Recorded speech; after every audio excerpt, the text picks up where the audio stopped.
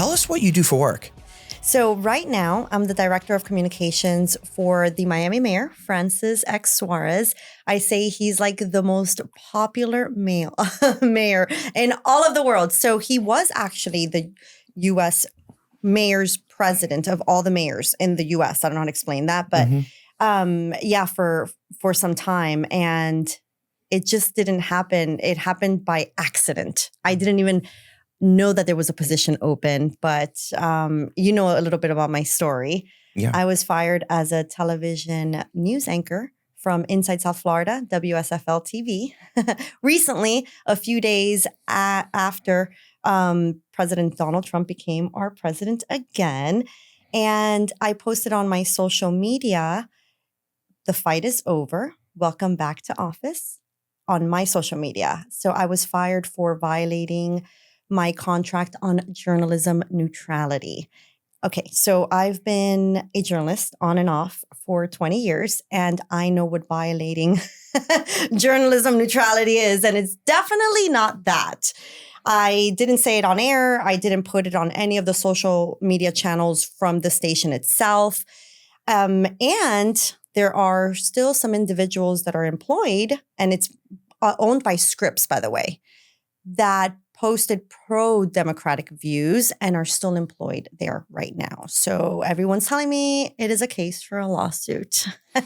This show is sponsored by Open Recovery Addiction Help. Whether you're newly sober, in long-term sobriety, or even maybe looking to make a change in your life, Open Recovery offers 24/7 support right from your phone. It's anonymous and packed with tools to help you stay connected, stay accountable, and build the life you deserve. Download the Open Recovery Addiction Help app today and take the next step in your recovery journey. So you posted this in November.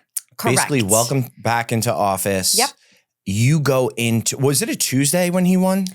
Yes. So you posted it, Tuesday night or Wednesday? November 6th, I believe. And then you go into work the next day. Yes. Well, actually, they took about a week, I'm sure, like to get the paperwork in order. So they fired me November 12th. And I am so grateful it wasn't November 11th, which is Veterans Day. As a former Army wife, I would have had a conundrum. So I guess they purposely waited one day and they called me into the office, and it was the vice president, Andres Chaparro, which he worked for Univision and Telemundo, extremely liberal. And I know because I know his past, because he's had a few issues with some of my television stories. And I'll explain how I am now with the mayor, why I'm with the mayor right now. But it was the vice president, and he had HR on the computer, virtual, and the HR representative was shaking. She knew who I was, and she was shaking, telling me that I violated journalism neutrality. And I just looked at the computer screen, and I looked at the vice president, and he said, "You're terminated immediately." And I just looked at him. I'm like, okay. Oh.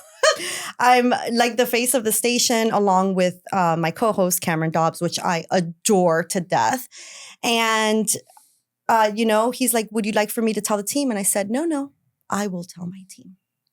Yep. I didn't cry. I didn't, I was in shock, but I wasn't sad about it. Oh my God, I finished my PhD in communications in May. I have a long history of amazing jobs, television, government. It's fine. I took this job for fun. It was a lifestyle show. And I'm used to telling more hard stories, But I went back to my team and I told them, and my producer and my co-host, and they were crying, and they were younger girls, and I assured them, it's okay. I'll be okay. How did you get to a place where you're sitting there saying to yourself, "It'll be okay," and holding your composure? I'm assuming it was never always like that. No. It's interesting. I've had a very rough upbringing. I guess every male in my life has, what's that word? Every male in my life has disappointed me. Okay. Starting from a very young age, my father. So my father committed suicide when I was about 6 years old. Yeah. I'm so sorry. No, it's totally fine. He was addicted to drugs, mainly cocaine. And it was a few of my family members, his brothers, they come from 9 brothers and sisters, who actually probably gave him the drugs. I'm not quite sure of this, not gave him, but they were all in the business of selling drugs. Who knows? Stuff I don't want to know about. Enablers. They were enablers. Yeah, enablers, exactly. So my father was a tennis player. He met my mom in Spain and we moved down to Miami. Had my older sister, moved back to Spain, moved back to Miami. It was just one of those things for a few years. And my father was a tennis player. He was an athlete and became addicted to drugs and went crazy. And one day when my mom decided to leave him with 3 kids, drug addict, abusive, we're talking, there's instances where I remember that I don't want to remember, but very abusive with my mom and with us as well. And my mom just said enough of this. So she moved back to Spain. And that same day, my father took his life.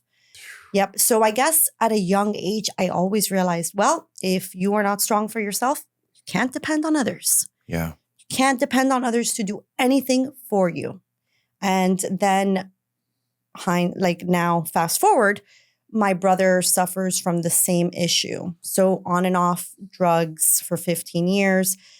I've gone to downtown with his picture looking for him, asking drug addicts on the streets.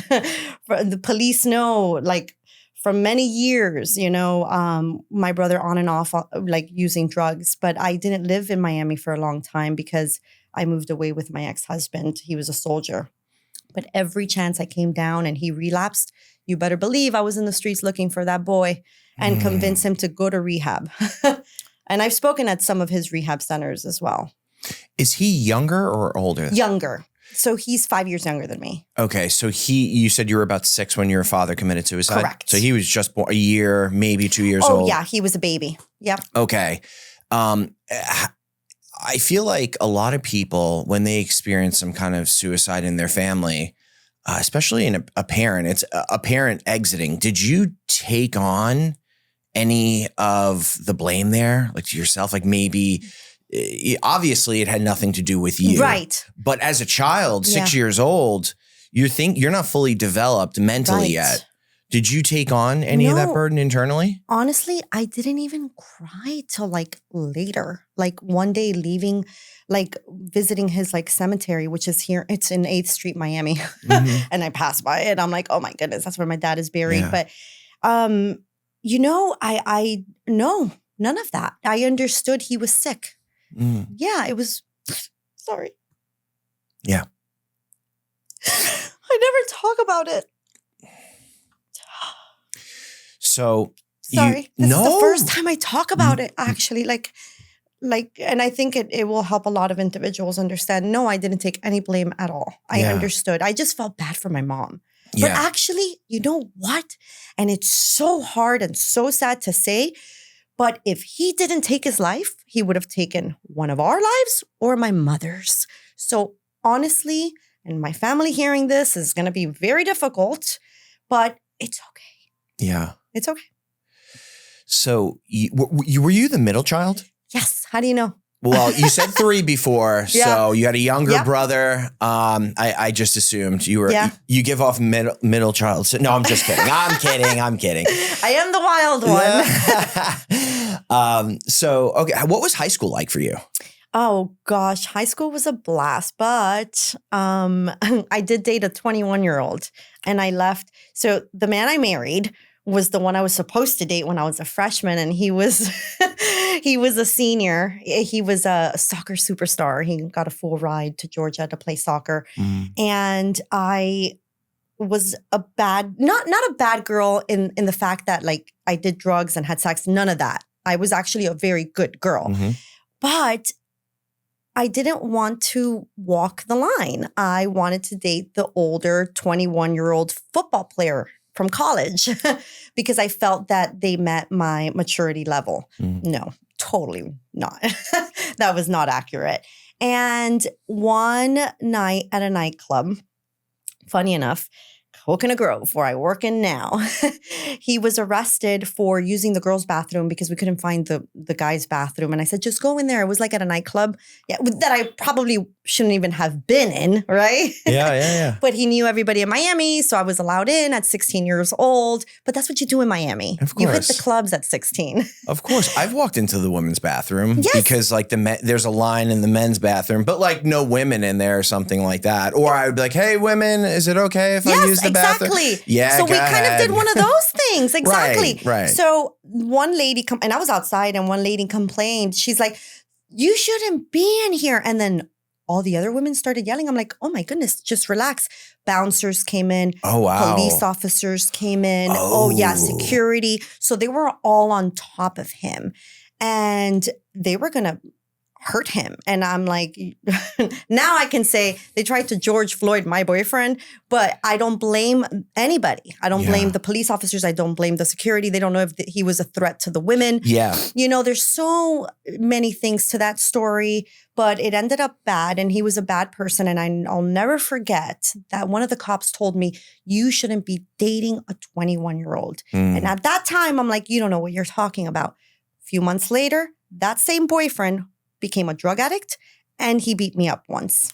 And I put a restraining order on him and I never talked to him since. To this day, 20-something years, he will find me and message me and say he's sorry that I'm the love of his life. Wow. Because I never looked back. And I'm like that. You raise your voice once, I'm out. So he put his hands on you. And right when he put his hands on you, you took immediate action to get a restraining order against him. Yes, it was in the car at night. And I just stood still and I said, you could take me home. After I got beat up. My mom noticed the bruises the next day. I don't act on anything right away. I understand it. I accept it. And what's my action plan? That's it. Very simple. So I got home, but the next day my mom is like, what are these bruises? They were already showing. It was crazy. And I told my mom, oh, well, he beat me up. I don't want to say his name, but yeah, of course. And my mom's like, well, what are you going to do about it? And I go, what do you think I should do about it? He doesn't stop calling me. So then the next step was restraining order, which only made sense. Of course. Yeah, and that's it. Were there early signs? So for the listener who potentially may think that they could be in an abusive relationship down the road. Right. What are some signs that you saw in this guy prior to him putting hands on you? Oh my goodness. Looking back, there are so many.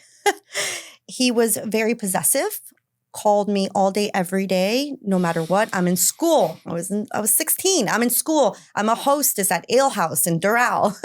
I can't talk to you. Okay. And when we would go out, he didn't want me to wear a skirt. He didn't want me to show cleavage. He wanted me to look, I have no idea, with like a burqa. But he didn't want any of those things. So I saw these, and it just increased. So a year later is when that happened. And I didn't sleep with him for a year. I waited because, I was 16. That's who I lost my virginity to. Good for you. And he became a lot more possessive. And I want to tell young girls, you could wait as long as you want. And if he's not willing to wait, he's not the one for you. And towards the end, he did push on that. He's like, well, it's already been a year.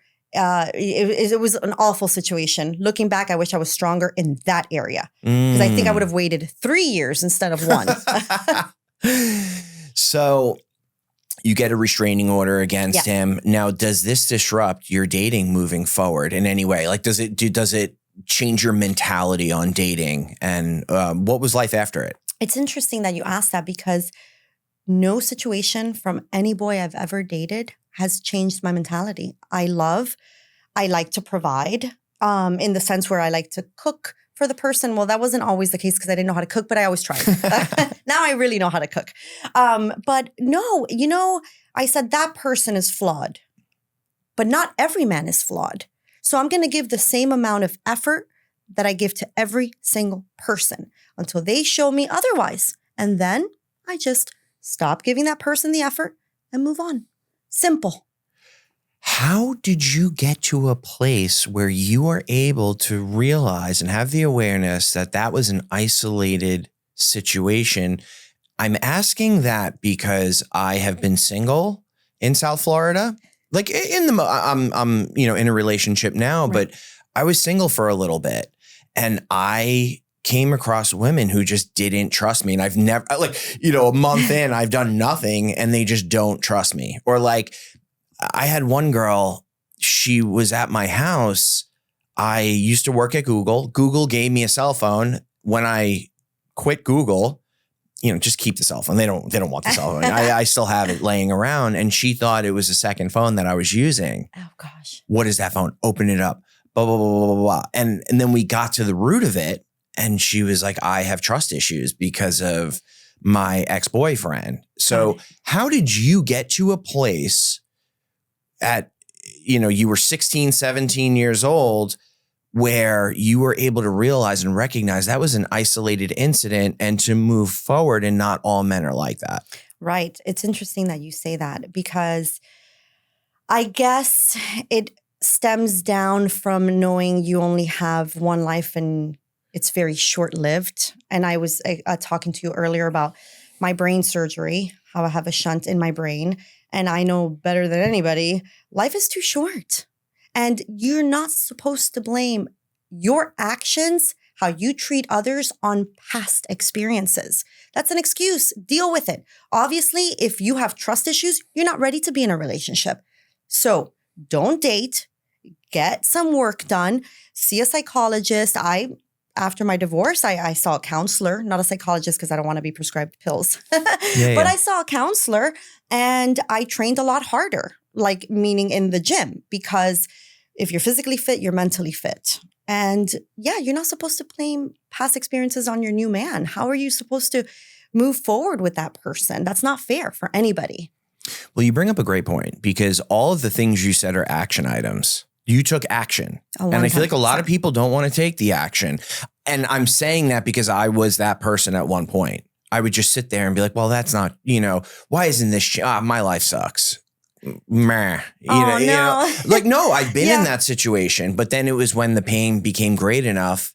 And I feel like the listener who, let's say you've been dating and you were in, a mentally abusive relationship and you can't trust anyone, well, you need to take the action. Yes. To heal yourself. Absolutely. And to move forward, because you can't love someone else if you don't love yourself, and you can't heal yourself. 100%. I say that all the time. Yeah. And it's not selfish if you're a parent, it's not selfish for you to want to go to the gym. If you don't take care of yourself, you cannot take care of that child. You're not going to have patience with them, so you're supposed to release any frustration, anxiety, depression, release it, whether it's swimming, boxing, weight training, go for a jog on the beach or just walk. Yep. But you're supposed to have, like I say, your daily dose of vitamin D, which is sunlight. Mm-hmm. If you don't have that, you're not going to be in balance. You talked for a quick second about the shunt. Yes. You have a lot of adversity in your story, like in your life, and you've overcame a lot. I feel like this is one of the biggest ones. Can you walk us through that whole experience and what had happened? Yes. So when I was 11, I would have these horrifying headaches. I felt like it was knives just stabbing me in the head. And I would look at someone at times throughout the day and my vision would just go black and it would come back. And I didn't understand what was happening. I told my mom, because I was in drama, I was always very dramatic, very theatrical. She thought I was making it up, So one time she slapped me really hard, which is actually kind of funny because I'm like, I can't see you, Mom. And she just slapped me. And I started crying. She actually slapped the vision back into me. True story. That's hilarious. So she took me to every doctor you could imagine in Miami. She even took me to a psychologist because she thought I was going crazy. So one day she took me to an eye doctor, Bascom Palmer, and I'll never forget the doctor. It looked like he saw a ghost. He's like, every vein in her eye is about to erupt if we don't have surgery right now. Literally. So they put a shunt in my brain to drain the cerebrospinal fluid, CSF.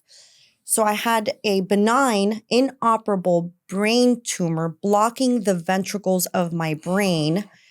And I explained earlier, those babies that are born with big heads, hydrocephalus, I wasn't born with it. I got it when I was 11. So they just put a shunt in my brain. I wasn't able to walk for a few weeks, brain surgery. And I still have it to this day. So I'm like a miracle child. My body never rejected the shunt, which in many cases, your body rejects foreign objects. So you have to have surgery a few times throughout your year, never throughout your life. I've never had it changed. So it's there, it's in my brain, and it's also in the lining of my skin. And you can see it when I lose a lot of weight for bodybuilding. It just looks like a super vein, but it's a shunt. And also that made me a tough little kid. I'm like, I have something cool in my head, but I couldn't play contact sports. If it was up to my mom, I'd walk everywhere with a helmet. And I just learned as a young girl, like anything is possible. Just do it. Like who's to tell you no? If you wake up tomorrow and want to become an astronaut, just do it. Yeah. Yeah. So is it plastic? It's plastic, I believe. Yes. Okay. So the way I explain it to my nieces and nephew, it's a straw. Yeah. Yeah. And now Donald Trump brought the plastic straws back, which I'm super excited about. Anyway, it's a straw. Yeah.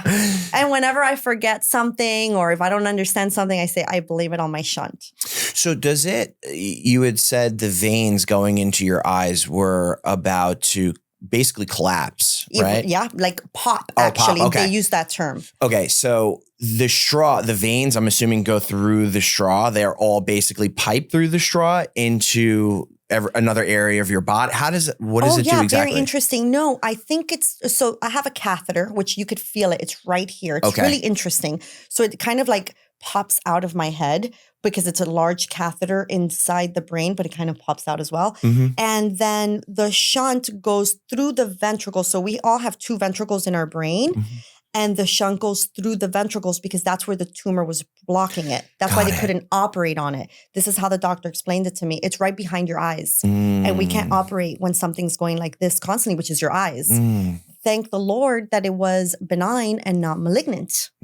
So either way, if it grew, they couldn't remove it. So years later, it just disappeared. It was just the pressure that it was putting on. Got it. Exactly. So it was all the water accumulation in the brain that was making the veins. Spinal fluid was building up. Got it. That's right.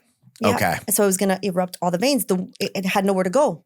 The water had nowhere to go. Yeah. Or the CSF really. Yeah, had nowhere to go. So yeah, the shunt allowed it to drain down. And now that the tumor disappeared, I went back to the neurologist, I think about like 3 years ago. Mm-hmm. And they told me, you've had it for over 20 years. You're a miracle child. Wow. If it's not broken, don't fix it. You're good for life. Wow. And one question I asked the doctors at the age of 11, which I remember perfectly, the doctor's looking at me. He's like, we can't operate. We can't. Because when he told me I had a tumor, I had to explain it to my mom in Spanish. There was no translator. Thank you to the doctors. They were phenomenal. And I'm explaining it to my mom. Mom, no me pueden quitar el tumor. Like, I'm an 11-year-old child. And the one thing I asked the doctors, can I have babies? Because he told me that it drains down. They were going to leave extra tubes. So when I grew, it grew with me because it goes all the way down. So the CSF, how would you say, releases in the abdomen. And the doctor looked at me and he's like, I can't believe she's asking this question.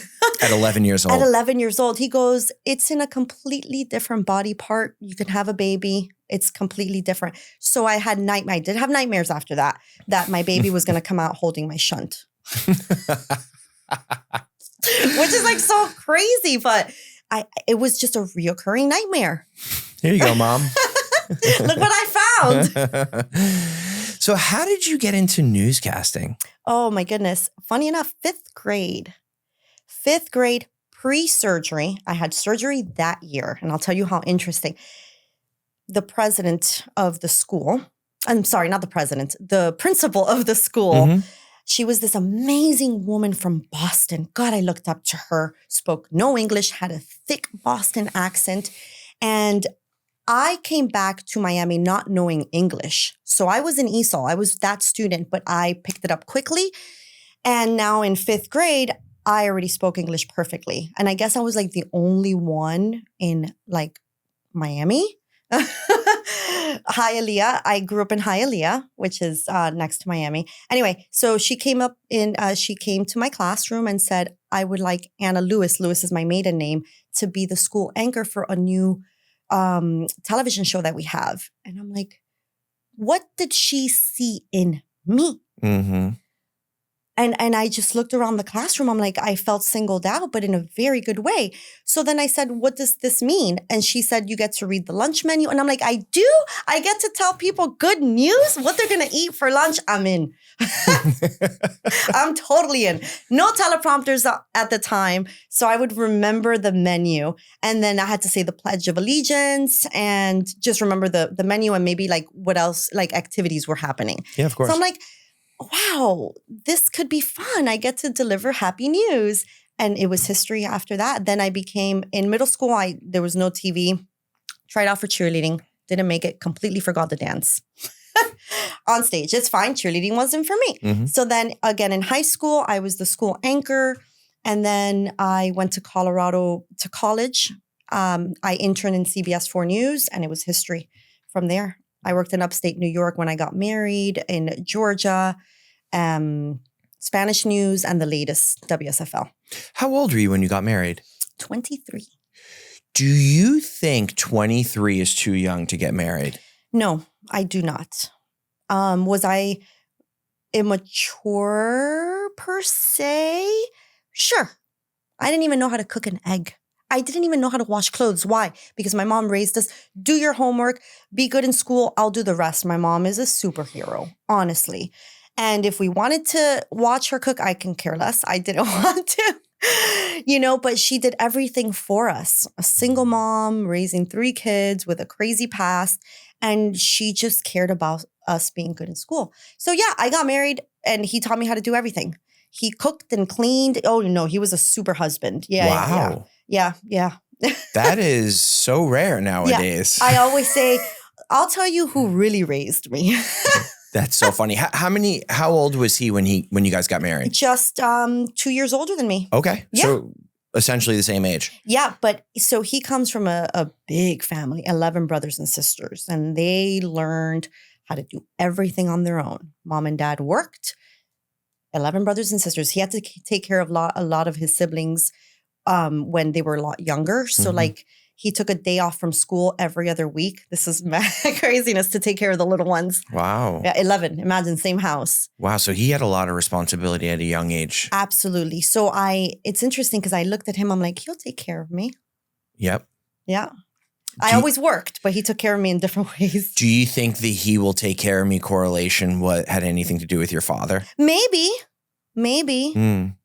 That's interesting because I always looked for that missing father figure. Maybe in a sense, but I give back. Like I said, I don't know how to cook, but I will try. I burned a lot of things. I was horrible. I was awful, but I tried, and I would give love in different ways, if that makes sense. Yeah, of course. You come from a Latin family. I feel like that is catering to your partner. Yes, is a thing. It's a real thing. Was he Latin as well? No, completely American. Okay. I don't like Latin men. Sorry, guys. Okay. Yeah. No Latin men allowed. All you Latin men out there. You don't have a chance. No, I'm just kidding. No, I like American men. They're safer and they're less, how would you say? In Spanish, we say machista. Mm-hmm. They're not as possessive. They're good. Mm. Yeah, they make good husbands. That's great. Yeah. So you are married all through your 20s? Yes, and my 30s. And like first half of your 30s, essentially. Exactly. And do you have kids or no? No. No kids? No. We tried for like 3 weeks and it didn't happen. Yeah. So he was deployed a lot. He was an Army airborne ranger and he did 6 deployments and we were together after like his 2nd deployment. I was his girlfriend. We moved up to Washington State. We eloped. He didn't tell his family. I told my family. So when his family got wind of it, they're like, you can't do this to mom and dad. They're very traditional, very Catholic. Mm. And I said, well, I told my family, the reason why you didn't tell your family is not my problem. So when we went back to Washington, because we were on vacation here in Miami, when we went back to Washington, he asked me for an annulment. And I said, sure. The moment he touched boots on the ground in Afghanistan, I said, you know what? You're dead to me, which was an awful thing to say. But at that time, that's how I felt. You don't marry me and then say, just kidding, because my family doesn't know and we're going to do it right.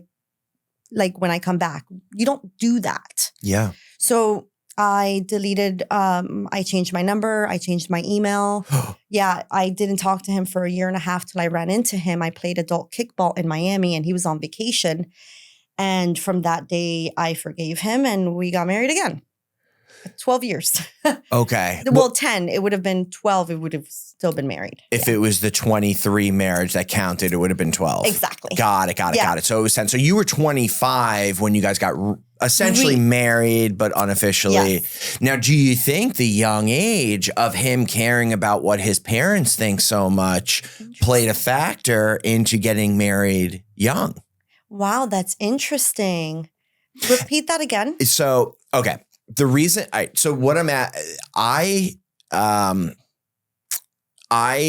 married a girl who lived in Finland and she came to the US. We dated a year long distance back and forth. And we knew that we wanted to get married eventually. And when she came to the US, she was here on a tourist visa in New York City. This was in 2015. And at like day 88, I didn't even give a shit what my parents thought. Oh. I just went down to City Hall. Now I'm in my 30s and I feel like at that point I've been through everything with my parents and it's like, I don't care what they think. And I told them afterwards. Yeah. I mean, they were shocked, but I didn't care what they thought. You see, so you eloped as well. I did what I wanted to do, whatever made me happy. Yes. So that's what I'm asking. Do you think before when I asked you, was 23 too young to get married? I see. Do you think that him caring so much what his parents thought and asking for that annulment, that all played a factor in just, I guess, the maturity of where he was at? I feel like women are much more mature than men who, when you guys are the same age. I feel like this is a 7-year curve. I agree completely. And I don't think it has to do with immaturity. He has 8 brothers.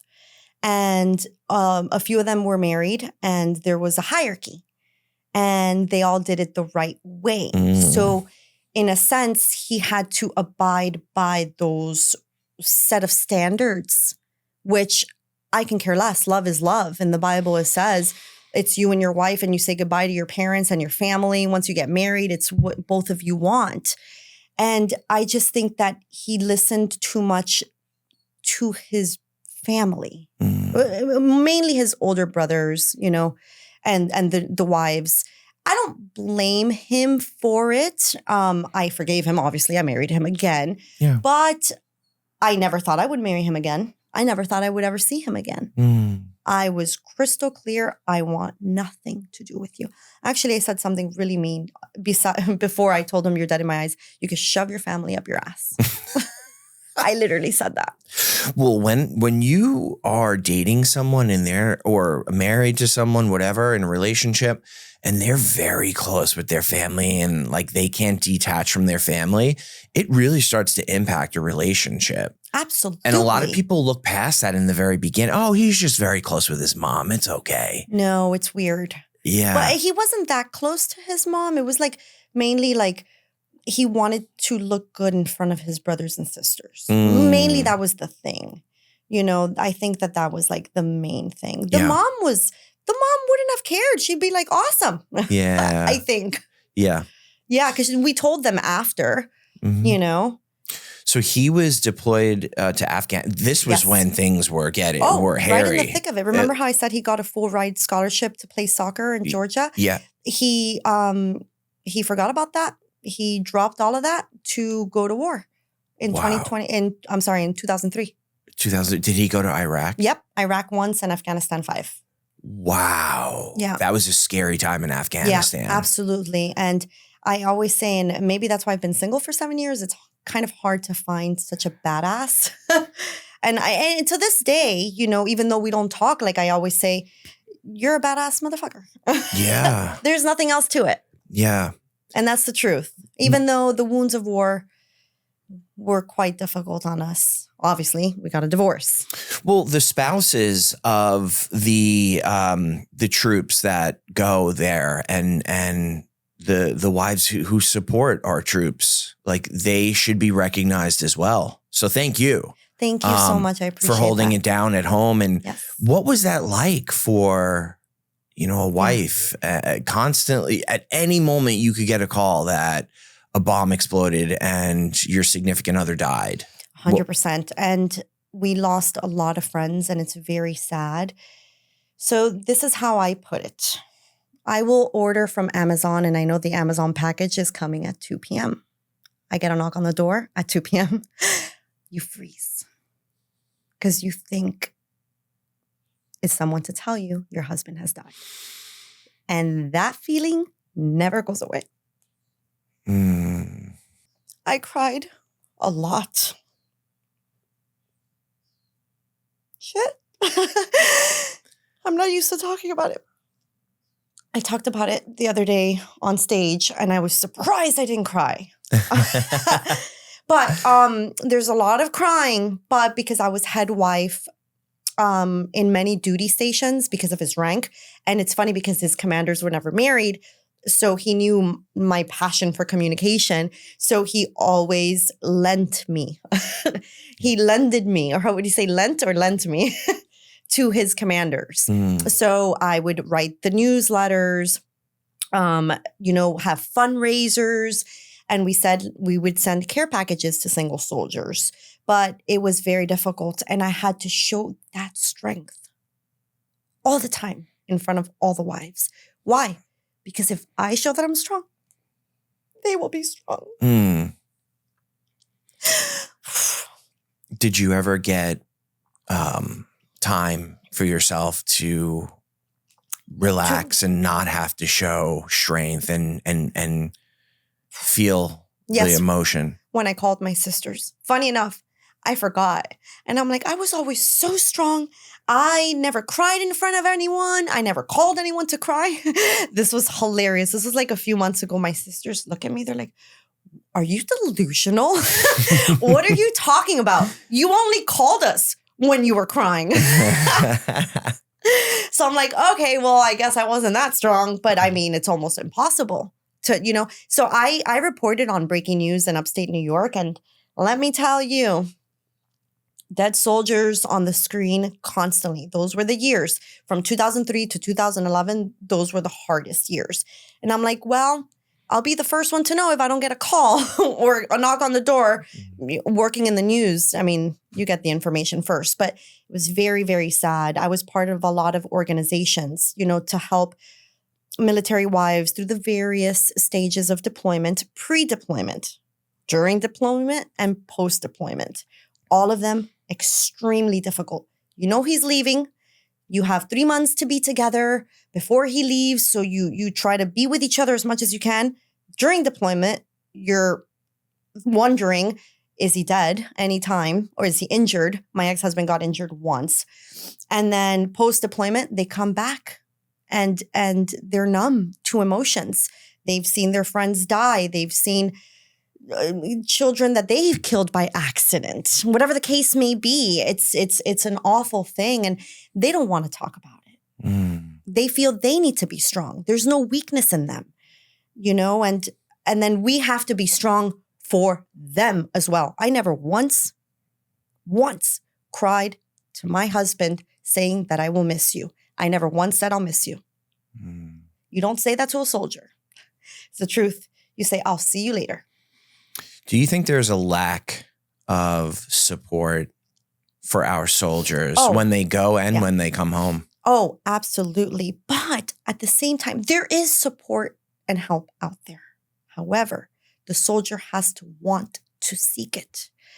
It's a stigma if a soldier feels depressed. It's a stigma if a soldier feels he needs to drink a bottle of vodka, to black out, to not think about the IED that killed your best friend. It's a stigma. You cannot be weak. You're a soldier. I mean, you are the protector of our nation. If you're weak, we're doomed. And it takes, I always say, I admire wives. There's a wife and then there's an army wife. Two completely different things. I'm not saying I'm better than anyone, but when people talk about complications of their marriage, I'm like, just sprinkle a few deployments on top of that and then tell me how it goes. You make a very good point. And I never gave up on him. So I guess from a macro level, do you think we're failing as a society with the way a soldier should be and act? Because there's a stigma attached to asking for help. Yeah. That's a difficult question, No, as a nation, I think that we're doing everything we can to help our military. I do. However, maybe the continuous deployments so close together shouldn't be allowed, But you tell that to a soldier. They'll be like, are you crazy? My boots are strapped. I'm ready to hit the ground. It's who they are, know? Well, do you think from a society, like from a standpoint of like social media and like what we're teaching kids nowadays? And I mean, I feel like a male talking about his mental health now is a lot easier to do than it was 10 years ago, than when it was, 20 years ago. You have companies like BetterHelp that are out now and everyone talks about like Joe Rogan is sponsored by BetterHelp and he's a guy's guy. So for him to talk about it, it shows that like this alpha male, could use BetterHelp as well. That means I can do it. And Absolutely. It makes it a little more cooler than what it was 10 years ago or 20 years ago. Absolutely. And it's difficult to say because as his wife, I didn't necessarily want to hear what happened overseas. I didn't. I just knew I had to take care of my soldier now that he's back in this country. If he wants to talk about it, I will listen. I never asked, can you tell me what happened? You don't ask those questions because he needs to speak to a professional if he's feeling any other way than happy, generally speaking. My ex-husband sought therapy, lots of times. And, unfortunately, alcohol ran in his family. I wouldn't say I completely blame it on the war because his father was an alcoholic. And it just triggered him to be an alcoholic. But you know what? One time in a psychiatrist, she had him write a journal on everything that he experienced overseas. And she made him read me the journal. I have severely secondary PTSD because of it. I had no idea. So then I'm like, well, yeah, no wonder you're fucked up. Like, I'm fucked up now too.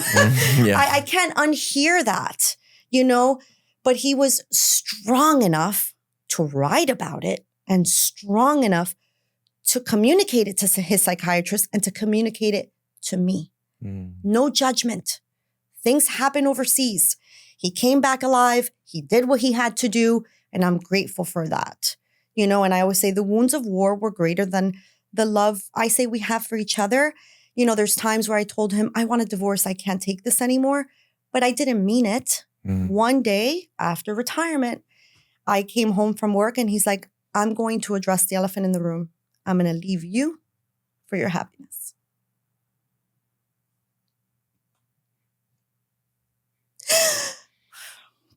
I understood that.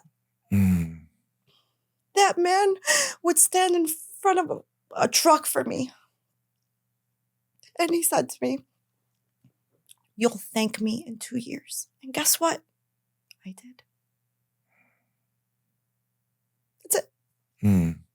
It's tough. It's tough. But I need to learn not to cry when I say these things because I am writing a book to help military wives. What did that realization feel like 2 years after you guys got that divorce? It was, I don't even know how to explain it. It was not a rude awakening because I understood that our marriage was done way before that because he was numb to emotion. Sex wasn't a normal thing and we used to have the best sex ever, through so many years of marriage. And then after every deployment, it just became less and less and less. And I was loyal to the death. He would leave. I stayed in the duty station. And I'd go to bars with my coworkers, and I mean, gorgeous military men everywhere I looked. And never once crossed my mind. And actually, my sole mission was to tell on cheating military wives. One thing is to cheat on your husband. Another thing is to cheat on your husband that is deployed fighting for your freedom over my dead body. So yeah, so when he asked me for divorce, I understood. I didn't cry. I looked at him. I got my keys. I got in my car, and then I cried. Then I called my mom. I don't like to cry in front of anyone, as I've cried so much now here in your podcast. On camera in front of everyone. So walk us through the healing process after your divorce. And what are some tools that you implemented because you're in a very good space right now. Yes. You know, you're on this show because my girlfriend, Annabelle, heard you and she said, you need to hear this woman, her energy, what she's accomplished in her life. And you're radiating. And it's like, thank you so much. Yeah. I want to know too personally, what did you do to get where you're at today? Excellent. So after the divorce, I took a 1 full year from dating. 0 men, 0 sex, 0. I literally read probably 44 books that year. Wow. Yes. Almost one a week. Yeah. Yeah, exactly. And Audible. I love Audible. You're driving, you're walking, you're at the gym, you just pop up your headphones and you listen. And I read a lot of self-help books, divorce, how to be friends after divorce, you know, healing after divorce, a number of books. I don't even remember. And I also started pursuing my PhD. While we were married, he didn't want me to pursue my PhD because he said I ignored him. I'm like, look who's talking. I ignored you while I did my master's? Okay. You're the one that doesn't like hugs and kisses. But anyway, so I pursued my PhD. And to this day, I finish in May. So it's taken me 5 years. So I'm very emotionally strong. And the other day, I actually thought, but am I avoiding it a little bit? Maybe. I don't know. I do cry when I talk about it. So maybe there's still hurt in there that I haven't fully expressed. But I understand that. And I accept that. You have awareness. I am aware of every emotion. No one will ever get a rise out of me. And that's something I promised to myself post-divorce. There was a lot of emotional abuse both ways. Listen, the things that came out of my mouth, I couldn't even believe because I was so angry, right, with him and drinking or whatever the case may be. And yeah, I was so angry and I would say horrifying things and him as well, you know? So I said to myself, I will never, ever allow someone to make me so upset to be that angry or let them make me angry, but I will never react to that. I will simply just walk away. And I tell this to every man I date. The moment you change your tone of voice or you raise your voice at me is the last time you will see my beautiful face. And I mean that. I don't need somebody that can't control their emotions because I control my emotions. I've had people yell at my face. I've had people curse at me. And I look at them and I'm like, okay, we'll talk when you're calm. And I walk away. You can ask for references because this is 100% true. And everybody knows that about me. One thing I do know is how to tune the noise out. And I promised myself that, and I've been good ever since. I believe that, yes, you can make that promise to yourself, but I also feel like there is some kind of, is there meditation that you've implemented into your life? Yes. Is it God? Is it, because I feel like to get to that, I am 7 years sober and I'm still not at that state. Right. I'm like 50-50, you know, like I can tune out, but then I also can fly off the handle a little bit. Right. 100%. Sometimes I'm not perfect. Of course. But how did you get there? Okay. So 7 years now, post-divorce, right? We are 7 years. So yeah. We're cheers neck to and us. neck. Yeah. So I moved to Key Biscayne about 4 years ago. And I never thought that I could afford it. We sold our house in Miami Springs. I lived in Sunrise with my sister. I realized I need family around. I am a very solo type of person. I don't like negative energy around me. I'm always in a good zone. Anybody that is near me has to have that good energy.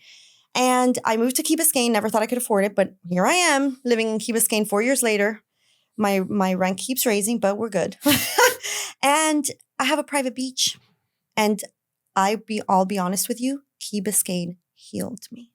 Every morning I walk the beach by myself. I'll listen to, I love Chris Tomlin. He's a Christian artist. And I've been baptized 3 times.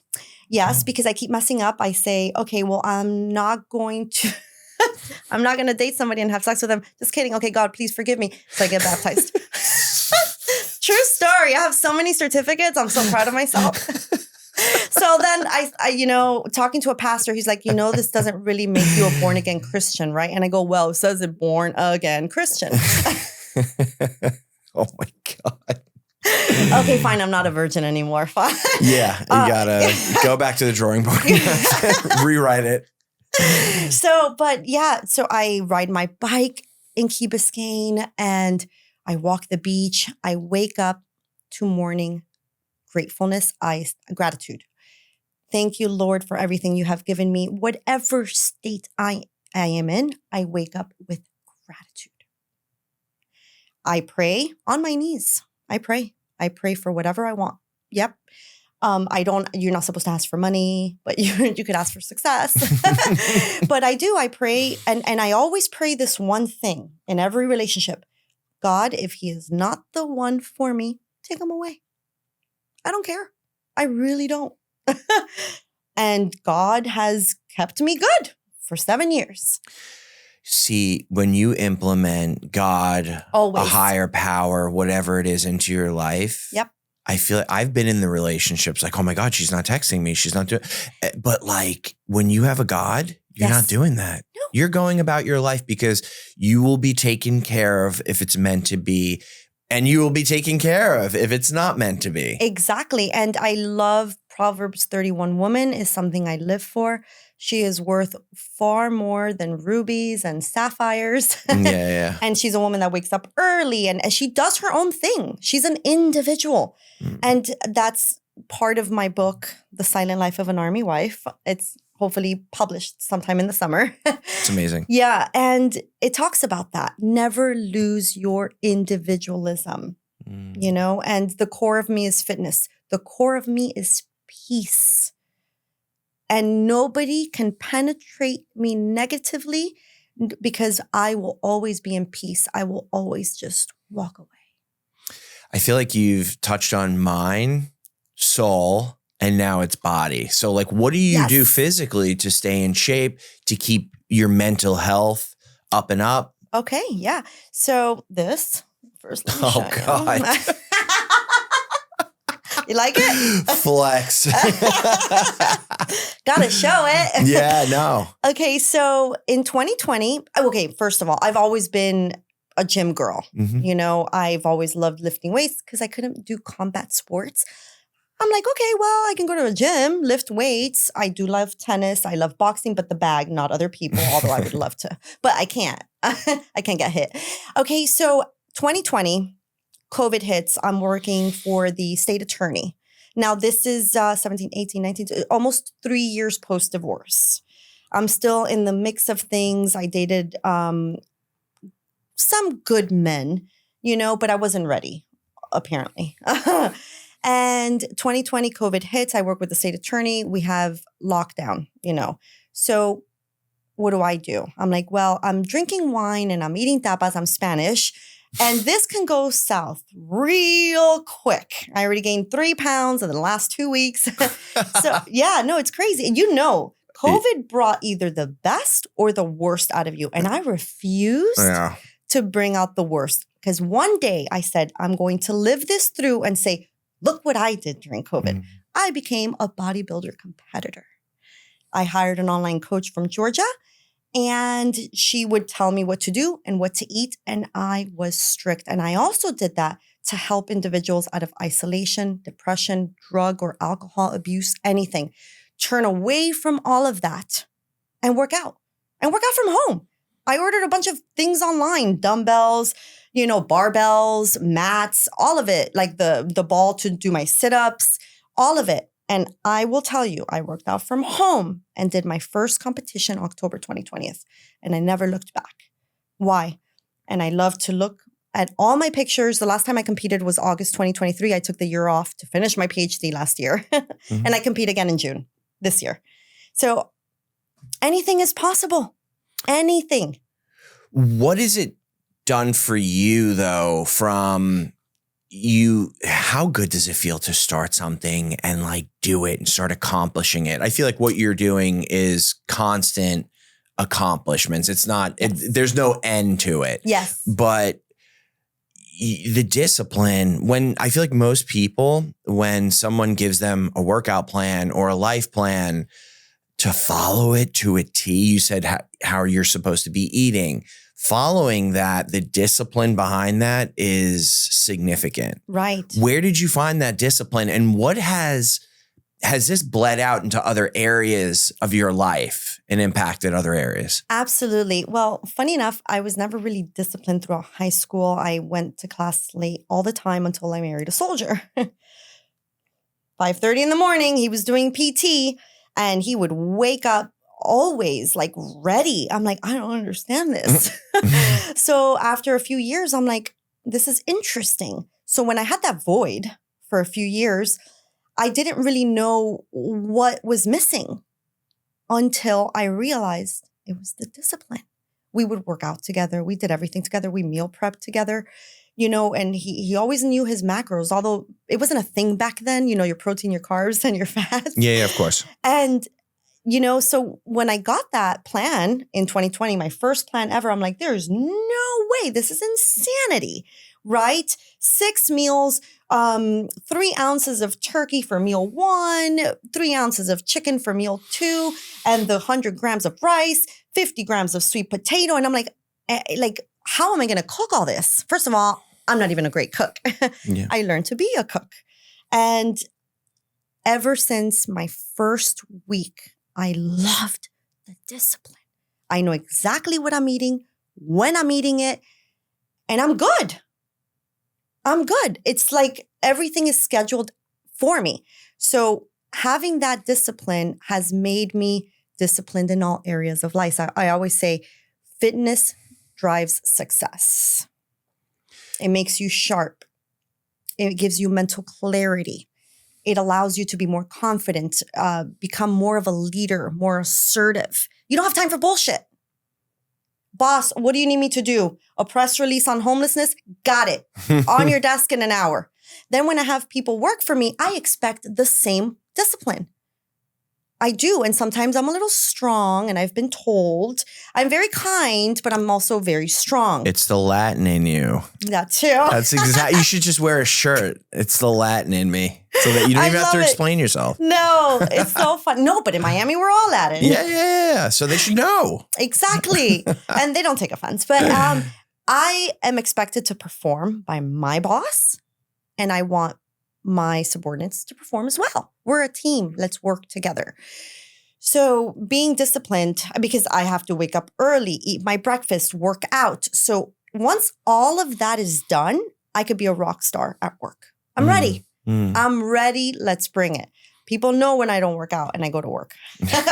So I work out. When I do work out in the morning, it's not every day. I don't have the high highs, but I don't have the low lows. I'm just kind of even keeled. Do you think that has played a part in you not reacting and being able to, when someone's bringing negative energy to you, you're able to take the pause Oh, yeah. and react either later on or think about it, then react. Oh, yeah, absolutely. I'll tell you an interesting scenario. I was working with one of my good friends and we were in PR together. I was training for competition. She was pregnant. So both our hormones are completely off my whack. God. And we worked in the same office. Oh, no, this was a recipe for disaster. But I didn't have energy to react towards anything. I walked out of the office a few times and she would be yelling at me, but come back, we're not done talking. And I would look at her and I'm like, yeah, we are. And I would just walk out. I don't have any energy. My body's on low carbs, low fats, not enough protein for my body weight. Why? Because I'm training for competition. Mm. So espressos were a thing and her hormones were raging. So yeah, it's just, I don't have any energy to argue. Listen, go be crazy over there. Once you want to talk, when you want to talk, come and talk to me like a normal human being. I will listen. I don't like excuses on why something didn't get done. I only like to ask once. If I have to ask you 2 or 3 times, you're done. In my head, you're done. You're worthless to me, unfortunately. But that is how I feel. Imagine my boss asks me for something and has to ask me 3 times. No. I would never. I'm such a high performer, an overachiever, whatever, my boss wants, I will give to them. Absolutely. And I expect the same. Do you think so? The discipline came from watching your husband and what he was doing and the structure in his lifestyle. Did you lose your discipline a little when you guys got divorced? It's interesting. I wouldn't say I lost my discipline. I became numb to a lot of things. I was processing everything. It was almost like a year of processing. I was nor happy nor sad. I was not angry and I didn't feel joy. I was kind of numb. I understood this was happening and I had to accept it in order to heal. My mission was to heal. I didn't know how. I just read self-help books and I felt that was my way. I wasn't into bodybuilding or anything in that year. But I stayed neutral. That makes any sense. Mm-hmm. I wasn't crazy. I wasn't overly good. I don't know. I was just numb. Yeah. I was numb. I never actually processed that feeling till now. Yeah. So I feel like a lot of people need to hear this. You talked about not dating for 1 year following your marriage. I took time. I didn't take a year, but I took some time off. Good. Because I'm in sobriety. It's recommended whenever you have some kind of life change, don't do anything at all. And I may have dipped my toes into the water immediately, and I understood very quickly why. It's codependency. When you're married and you are depending on someone on a daily basis. Now, there are others that are much more codependent to where it's making them sick. But I don't care what kind of relationship when you're in a relationship for that long, you depend on that person. Right. So you need to break yourself from that codependency, and you're almost forcing yourself to heal by not dating. Exactly. What did that do for you? Yes, exactly. So I think, I'm not sure if your viewers have heard this. When a woman has sex, they create something called oxytocin. It's a natural hormone that makes you think you like the person you're sleeping with. In reality, if you take sex out of it, you may not like the person at all, right? But now women's bodies, we want to procreate. We think this person is our partner. So we think we like this person. I refused to allow that to blind me. So I said, okay, well, you know what? There's something called a vibrator. So use that. I wasn't, and then move on, stay like that for a whole year, because first of all, I was hurting. I was Of course. heartbroken. If I'm heartbroken and I'm not healed, why would I want to be in a relationship? Deal with it. Understand you're hurting. Fight it through. Go punch a punching bag. Go work out. Run, cry. Doesn't matter. Cry. Cry as much as you need to out of anger, out of sadness. Release it. Because if you don't release it, you're going to hurt yourself in the long run in that good relationship with that good man. And now you messed it up. Now it was your fault because you're not healed. And you think that this man is going to be just like your ex-husband. I never once feared that any guy I dated after that was going to be like my ex-husband at all. I take it for who they are. This is how you're treating me. This is who you are. My past fears have nothing to do with this man. Why am I allowed to do that? Because I healed somewhat, not fully. I don't think we ever fully heal. I agree. Right? There's always a little broken heart. Yeah. Yeah. I mean, but it's constantly taking the action to better yourself. And as long as you're working towards a better you, a lot of people, and when I say a lot of people, it applies to me. At one point in my life, I always thought, I go to therapy to fix this and then fix forever. And it's not the case. No. We're human. Correct. Oh, I also seeked counselor. I think I told you. Yeah. The counselors were okay. Yeah. But it's not what healed me. What heals you is you. Understanding you are in pain and understanding you need to heal and what are the steps you need to take, as you mentioned.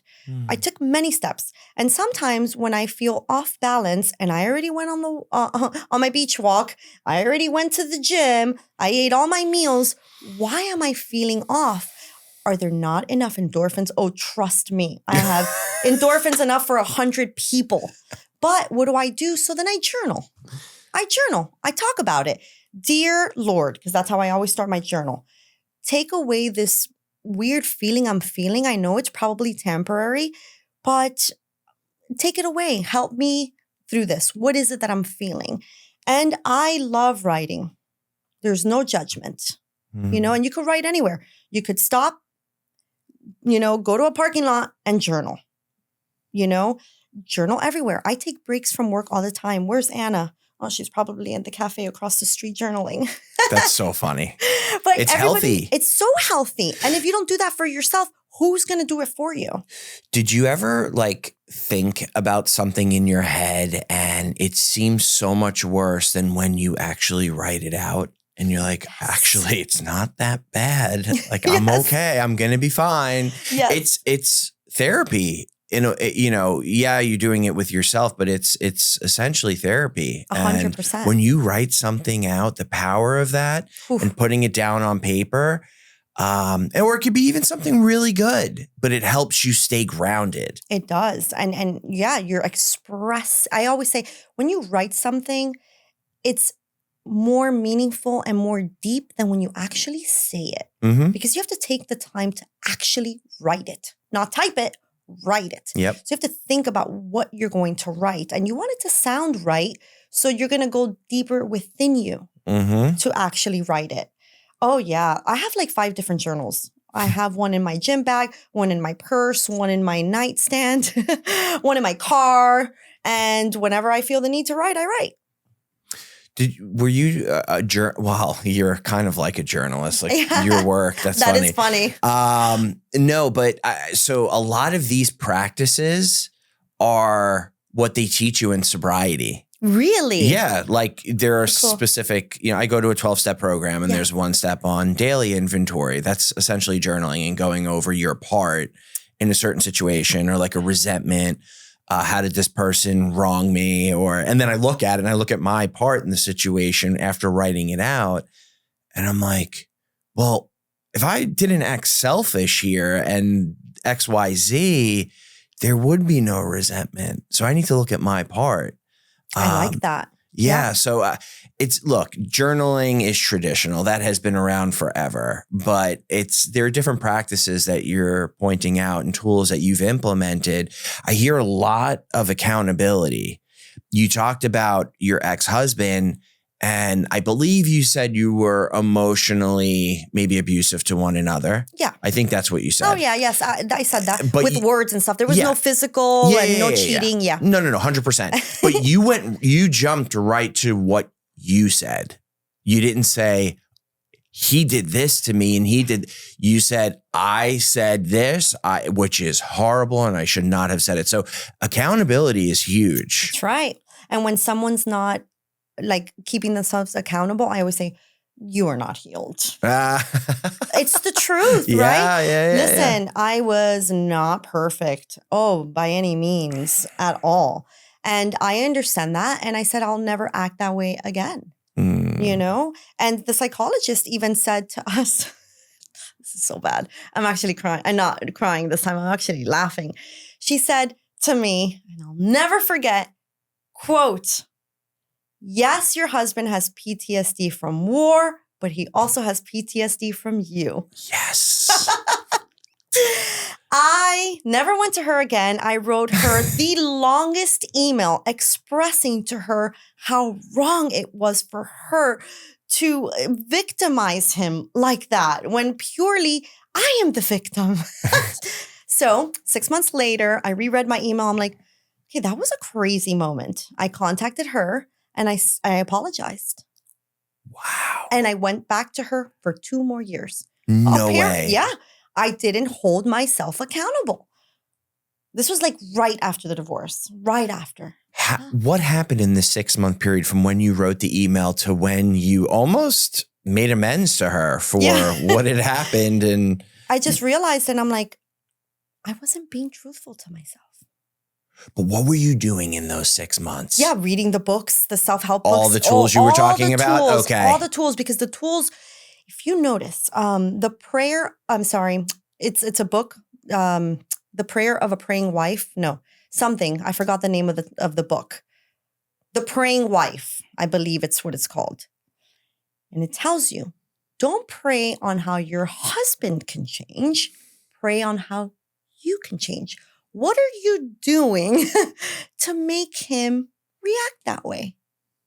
If you want hugs and kisses, you can't be aggressive about it. You have to do something nice to get that hug and kiss. And I'm like, never thought of that. Mm-hmm. So it was just a lot of reading. And after it took a whole 6 months. My goodness. Very ashamed.